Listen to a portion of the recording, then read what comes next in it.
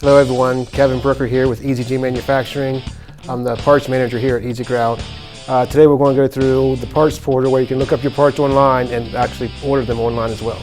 Okay, so from the EZG website, ezgmfg.com, we're going to go to Shop Replacement Parts. This takes us into the parts portal. So from the home page of the parts portal, we pick our piece of equipment that we have. This will bring up the breakdowns of that piece of equipment that we have online for viewing. You can zoom in. As you hover over the numbers of what part you're looking for, it automatically scrolls it up down here. As we click on it, it brings us a picture.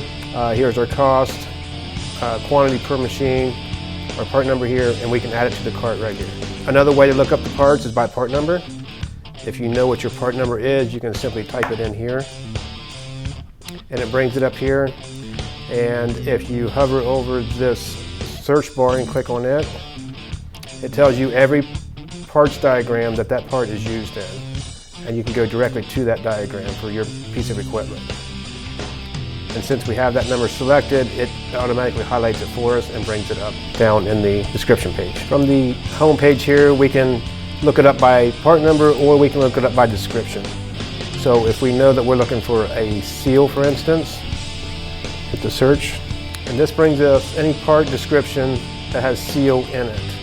And then from here we can figure out what part we have, and you can also search, hit the search button on it, and it tells you every place that part is used as well.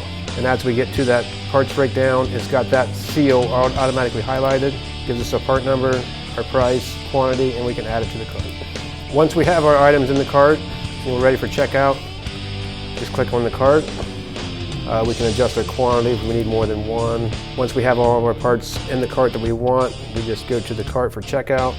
Once you have your parts in the cart, you continue through the checkout. This is where we enter our name and company name, address, two-figure shipping costs.